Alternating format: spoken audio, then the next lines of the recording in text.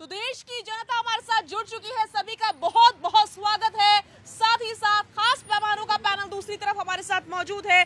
जल्दी से मैं आपको इंट्रोड्यूस करवा देती हूँ। खेमचंद शर्मा जी बीजेपी से मौजूद रहने वाले हैं, मोहम्मद आसिफ साहब हमारे साथ मौजूद रहने वाले हैं, मनीष गुप्ता जी हमारे साथ मौजूद रहने वाले हैं, नीति शर्मा जी हमारे साथ मौजूद रहने वाली हैं और आरबी उपाध्याय जी भी अपनी उपस्थिति आज के इस कार्यक्रम में दर्ज करवाने वाले हैं। और शुरुआत मैं नीति जी के साथ ही करने जा रही हूँ। नीति जी, क्या लगता है आपको, आखिर असदुद्दीन ओवैसी किसकी बी टीम है? वो खुद ये सवाल पूछ रहे हैं।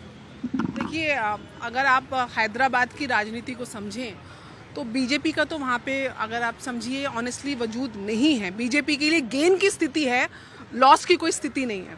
अब यहाँ पे जो मेन फाइट है वो कांग्रेस और AIMIM के बीच में है। कम से कम हैदराबाद जिला में अगर आप जाओ तो 45% के आसपास मुस्लिम आबादी है और बाकी हिंदू आबादी है। और पिछले जो इलेक्शंस हुए थे 2018 के विधानसभा के, उसमें 7 सीटें AIM के पास आई थी।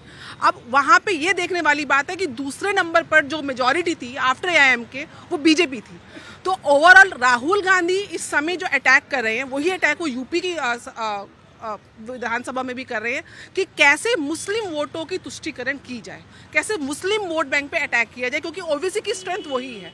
तो ओवैसी तो बेचारे दोनों हाथों में तलवार लेके एक तरफ से बीजेपी पे भी वार कर रहे हैं, दूसरी तरफ कांग्रेस पे भी वार कर रहे हैं, क्योंकि अल्टीमेटली ओवैसी का जो AIMK का स्टैंड है वो केवल हैदराबाद में उसकी पहचान है, कहीं किसी और राज्य में उसकी पहचान है नहीं। ठीक है, आप कह रहे हैं मुसलमानों की राजनीति कर रहे हैं और करते आए हैं आसिफ साहब, फिर वो इनडायरेक्टली राहुल गांधी पर अटैक क्यों कर रहे हैं ये कह करके कि कुंवारे तो फ्रस्ट्रेशन निकालते हैं, जिनकी शादी हो जाती है वो बाहर आकर फिर भी हंस लेते हैं।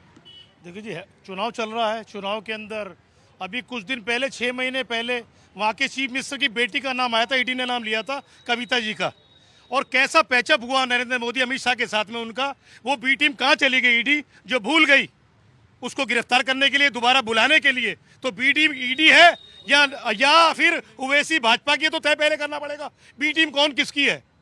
हमें लगता है ईडी बड़ी बी टीम है हो चुकी है भाजपा की, जो कविता को अभी तक बुला नहीं पाई है। जो चुनाव चल रहा है वह कांग्रेस और राव के बीच में, लेकिन ओवैसी अब तीसरे भाजपा पे अटैक करने से बच रहे हैं हर जगह से। वो अगर बच रहे हैं, जो माहौल बनाने के भाजपा के काम करते हैं, वो ओवैसी बहुत अच्छा काम करते हैं। उत्तर प्रदेश के अंदर के सारी सीटों पर चुनाव लड़ते हैं, अपने यहाँ चुनाव लड़ते हैं 7 सीटों पर। भाई आप भी अपने यहाँ सब पे लड़ लो ना, मना थोड़ा किया है। आप लोकतांत्रिक प्रक्रिया का हिस्सा हो, आपकी अपनी पार्टी है, आप चुनाव लड़िए, जनता आपको जीता है, हराए बात की बात है। लेकिन जहां जहां भाजपा के आपको माहौल बनाना पड़ता है, वहां जाके तमाम सीटों पर आप चुनाव लड़ते हो। आपको ऐसी कौन सी दिक्कत हो रही है हैदराबाद के अंदर कि आप तमाम सीटों पर चुनाव नहीं लड़ रहे हैं?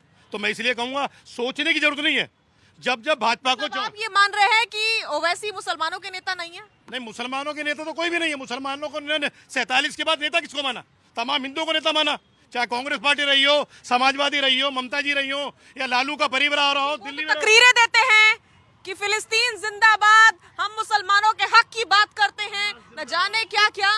जो ये नारे उन्होंने उत्तर प्रदेश में दिए, तमाम जगह चुनाव हार गए, दिल्ली में आके दिए वो हार गए, तमाम जगह। अगर मुसलमानों के नेता होते, मुसलमान अगर अपना नेता उन्हें मान रहे होते, तो जहाँ जहाँ रामपुर जैसे जिले के अंदर जहाँ 55% आबादी मुसलमानों की, वहाँ फाइट भी नहीं कर पाए वो।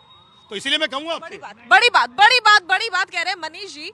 मुसलमानों के नेता होने की बात असदुद्दीन ओवैसी करते हैं, लेकिन अपनी ही पार्टी से उतारते हैं हिंदू कैंडिडेट को, फिर कैसे मुसलमानों के नेता हैं असदुद्दीन ओवैसी? देखिए, एक बात तो तय है कि ओवैसी नेता है, और जो नेता राजनीति कर रहा है उसके दिल में क्या है, उसके दिमाग में क्या है, ये वो जानता होता है। और ये हमारे जैसे छोटे, हमारे और इनके जैसे छोटे नेता थोड़ी तय कर लेंगे वो क्या राजनीति घुमा के रही है। अरे अभी ये वो लोग हैं जो विपक्ष में भ्रष्टाचार से डूबे हुए लोगों को सपोर्ट करते हैं। इसलिए किसी की राजनीति कैसे चल रही है आप इसको फैसला कैसे करेंगे? आपको जब मतलब लगता है तो आप ओवैसी के पीछे पीछे चलने लगते हैं, आपको मौका मिलता है आप चरण चुम्बन करने लगते हो ओवैसी के। जब ओवैसी आपके खिलाफ होते हैं आपको प्रॉब्लम होने लगती है। अरे भाई, आप अपनी तो सीधा सीधा बोल रहे हैं कि बीजेपी की बी टीम है। अरे इनके कहने से क्या होता है? बीजेपी की बी टीम होती तो वो हमेशा मोदी जी को गालियां न दे रहे होते। सबसे ज्यादा मुखर रूप से बीजेपी को और बीजेपी के नेताओं को अगर कोई गाली देता है इस देश में तो असदुद्दीन ओवैसी देते हैं। और उनके भाई देते पर कैसे कैसे, बल्कि उन्होंने तो कैसे कैसे बयान दिया, कमरुद्दीन ओवैसी ने ऐसे बयान दिए कि 15 मिनट के लिए पुलिस हटा लो ये सब वो। अरे भाई, इनके पास अगर कहने के लिए कुछ नहीं बचा तो ये कह दो कि जेल के ताले टूटेंगे, जेल के ताले टूटेंगे, मनीष सिसोदिया छूटेंगे। अरे भाई, ये सब बातें छोड़ दो। ठीक है, समझ गई। आरबी उपाध्याय जी, अगर असदुद्दीन ओवैसी बीजेपी की बी टीम नहीं है तो फिर बीजेपी को फायदा कैसे पहुंच जाता है उनके बयानों से? देखिए, कहीं ना कहीं जो ओवैसी हैं वो मुस्लिम वोट में सेंध लगाने की कोशिश करते हैं और कांग्रेस ये मानती है और मानती नहीं है। एक्चुअल में कांग्रेस का ही वोट बैंक था मुस्लिम समुदाय, लेकिन जहाँ ओवैसी पहुँच जाते हैं वहाँ, चाहे बिहार का देख लीजिए, सीमांचल के जो राज्य थे वहाँ पर खेल बिगाड़ा कांग्रेस का, तो AIMIM नहीं बिगाड़ा, ओवैसी बंधुओं नहीं बिगाड़ा वहाँ पर। क्यों? बहुत सारा वोट जो कांग्रेस को जाना चाहिए, मैं कहता हूँ अगर 5% वोट भी वो अगर शिफ्ट हो गया ओवैसी की तरफ तो वो डायरेक्ट नुकसान कांग्रेस को होता है। और उनका जो टारगेट रहता है वो दोनों पार्टियों को इसलिए टारगेट करते हैं कि कहीं समाज में ये मैसेज न चला जाए कि भी ये बीजेपी के साथ मिले हुए हैं।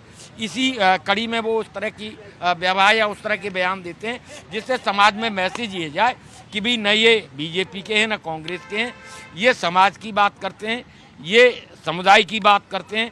और इसी कड़ी में बहुत आगे निकल जाते हैं। पुलिस हटाने वाला बयान अभी मनीष जी ने भी बताया, फिर वो चले जाते हैं फिलिस्तीनियों के समर्थन में। वो ये कोशिश करते हैं कि भी अगर कोई नेता है मुसलमानों का सच्ची रूप से तो वो मैं ही हूँ, मेरे अलावा और कोई नहीं है। बाकी कांग्रेस और बीजेपी दूसरे, चाहे वो समाजवादी पार्टी है, कोई भी पार्टी है, वो सिर्फ यूज करती है, यूज एंड थ्रो। ठीक है खेमचंद जी, फिर ऐसा क्यों होता है कि बीजेपी अपने आप को ओवैसी जो है वो मुसलमानों का नेता बताते हैं, इवन मसीहा बताते हैं, लेकिन जब कैंडिडेट उतारने की बात आती है तो वो हिंदू कैंडिडेट्स को प्राथमिकता देते हैं? ये सच है 100%, उन्होंने खुद कबूला है इंटरव्यू में। देखिए, इसमें 2-3 बातें हैं। मैंने आपकी एडेंगे किसकी बी टीम। भारत में कट्टरपंथियों को किसने पैदा किया, किसने सपोर्ट किया, किसने अपीज किया? तो एक पार्टी का नाम आता है वो कांग्रेस। केरल में किसके साथ उन्होंने गठबंधन किया, पश्चिम बंगाल में किसके साथ गठबंधन किया, ओवैसी को भी उन्होंने टैक्टिकल कैसे यूज किया। हैदराबाद में वो खड़े ही नहीं होते, कांग्रेस ने उनको खड़ा किया। और आज कांग्रेस आरोप लगाती है भारतीय जनता पार्टी पे, और ये सभी पॉलिटिकल पार्टी का अधिकार है, वो मुसलमान, क्रिश्चियन, हिंदू, किसी को भी कहीं से भी लड़ा सकता है। अरे हैदराबाद से लड़ते हैं, खड़ा किसने किया, उनको मजबूत किसने किया? कांग्रेस ने किया। और आरोप हम पे लगाते हो, हमने तो जोरदार टक्कर वहां पे दी। भारतीय जनता पार्टी ने हैदराबाद म्युनिसिपल कॉर्पोरेशन में जोरदार जो प्रदर्शन किया वो ओवैसी के खिलाफ किया। हम तो नेक टू नेक उनसे लड़ रहे हैं, आमने सामने की लड़ाई हमारी उनसे है। हर जगह हमारा डिफरेंस है। हमारी बी टीम बताते हैं, अरे ना वो हमारे साथ बैठना चाहते हैं, ना हम उनके साथ बैठना चाहते हैं, ना हमारा कार्यकर्ता उनके साथ बैठना चाहता है, ना उनका कार्यकर्ता हमारे साथ बैठना चाहता है। सामंजस्य किसका है? कांग्रेस का है। अब इनसे ना उगला जा रहा है और ना ये अंदर लेके जा पा रहे हैं, क्योंकि इनको हिंदूवादी भी दिखाना है, मध्य